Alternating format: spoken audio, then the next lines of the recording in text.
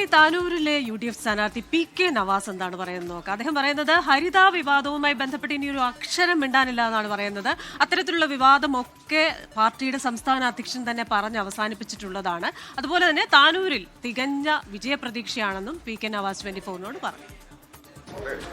ഫലം വരാൻ ഇനി മണിക്കൂറുകൾ മാത്രമാണ് ബാക്കി. മുന്നണികൾ, പാർട്ടികൾ, സ്ഥാനാർത്ഥികളൊക്കെ ചിലരെങ്കിലും വിജയാഘോഷവുമായി ബന്ധപ്പെട്ട പരിപാടികളിലേക്കൊക്കെ കടന്നിട്ടുണ്ട്. ഇപ്പൊ താനൂരിലെ UDF സ്ഥാനാർത്ഥി MSFന്റെ സംസ്ഥാന പ്രസിഡന്റ് PK നവാസ് നമ്മോടൊപ്പം ചേരുന്നു. മന്ത്രിമണ്ഡലമാണ്. കഴിഞ്ഞ 2 തവണയായി പറഞ്ഞതുപോലെ LDFന്റെ ഭാഗത്തേക്ക് പോയി ചെറിയ ഭൂരിപക്ഷമാണെങ്കിലും തിരിച്ചു പിടിക്കുക എന്നുള്ളൊരു ദൗത്യമാണ് ഏൽപ്പിച്ചിട്ടുള്ളത്. അതെന്തായാലും നിറവേറ്റും. തീർച്ചയായും ഒരു തവണ ഞങ്ങൾക്കൊന്ന് കാലിടറിയിട്ടുണ്ട്. 2ാം തവണ പിന്നെ കോവിഡിന്റെ ഒരു തരംഗം എല്ലാവർക്കും അറിയാം. സ്വാഭാവികമായി കേരളത്തിൽ 99 സീറ്റുമായി ഇടതുപക്ഷം അധികാരത്തിൽ വന്നപ്പോൾ അതിന് കൂടെ നിന്നൊരു മണ്ഡലം. പക്ഷേ ഇത്തവണത്തോടു കൂടി ആ തെറ്റ് താനൂര് തിരുത്തും എന്നുള്ള കാര്യത്തിൽ തർക്കമൊന്നുമില്ല. മറ്റൊരു കാര്യം എന്താ വെച്ചാൽ ഈ തെരഞ്ഞെടുപ്പുമായി ബന്ധപ്പെട്ട വിഷയത്തിൽ പഴയ ഹരിത വിവാദം വീണ്ടും ഇപ്പോൾ MSFന്റെ ഭാരവാഹികൾ ഉൾപ്പെടെയുള്ള ആളുകൾ താങ്കൾക്ക് അനുകൂലമായും മുൻ ഹരിത നേതാക്കൾക്കെതിരെയൊക്കെ ഫേസ്ബുക്ക് പോസ്റ്റ് ഇടുന്ന ഒരു സാഹചര്യം ഉണ്ടായിട്ടുണ്ട്. എന്താണ് അതിന്റെ ഒരു ആ വിഷയം 4.5 വർഷം മുമ്പ് നടന്നൊരു വിഷയം. ഞങ്ങളുടെ പാർട്ടി അധ്യക്ഷൻ സംസ്ഥാന പ്രസിഡന്റ് സാദിഖ് അലി ശിഹാബ് തങ്ങൾ തീർപ്പ് കൽപ്പിച്ചൊരു വിഷയം. അത് ഇനിയും ഇത്തരത്തിൽ ചർച്ചയിലേക്ക് കൊണ്ടുപോകരുത് എന്നാണ് ഞങ്ങൾക്ക് അഭിപ്രായം.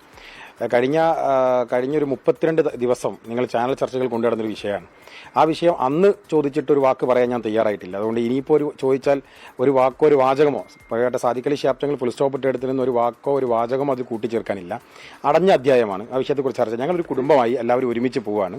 എല്ലാവരും ഒരുമിച്ചുണ്ട്. എല്ലാവരും പാർട്ടിയുടെ ഭാരവാഹികളാണ്, യൂത്ത് ലീഗിന്റെ ഭാരവാഹികളാണ്, പിന്നെ പാർട്ടിയുടെ തിരഞ്ഞെടുക്കപ്പെട്ട ജനപ്രതിനിധികളാണ്. ഞങ്ങൾ ഒരുമിച്ച് ഈ പാർട്ടിയെ ഭാവി കാലത്തേക്ക് നയിക്കാൻ തയ്യാറായി മുന്നോട്ട് പോകുന്നവരാണ്. അതിനിടയിൽ പഴയ കാര്യങ്ങൾ ആവർത്തിച്ചുള്ള നിങ്ങളുടെ ചോദ്യങ്ങൾക്കാണ് യഥാർത്ഥത്തിൽ ഇവിടെ ഒരു പ്രതിസന്ധി ഉണ്ടാക്കുന്നത്. എന്തായാലും തികഞ്ഞ ആത്മവിശ്വാസത്തിൽ തന്നെയാണ് തെരഞ്ഞെടുപ്പ് കാലത്ത് ഏത് രീതിയിലായിരുന്നു പ്രതികരണം, അതേ പ്രതികരണം തന്നെയാണ് ഇപ്പോഴും നടത്തിക്കൊണ്ടിരിക്കുന്നത്. താനൂരിനൊരു പ്രതാപകാലം ഉണ്ടായിരുന്നു. മുസ്ലിം ലീഗ് ജയിച്ചു വന്നിരുന്ന ആ ഭൂരിപക്ഷത്തിലേക്കൊക്കെ എത്തുമെന്നാണ് PK നവാസ് പറഞ്ഞു വെക്കുന്നത്.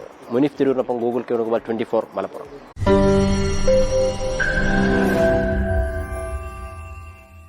ലോകത്തെവിടെയായാലും ഏത് സമയത്തും 24 വാർത്തകളും ഓഗ്മെന്റഡ് റിയാലിറ്റി പാക്കേജുകളും എക്സ്പ്ലെയിനറുകളും വിശദമായി കാണാൻ ഞങ്ങളുടെ YouTube ചാനൽ നിങ്ങൾക്ക് സബ്സ്ക്രൈബ് ചെയ്യാം.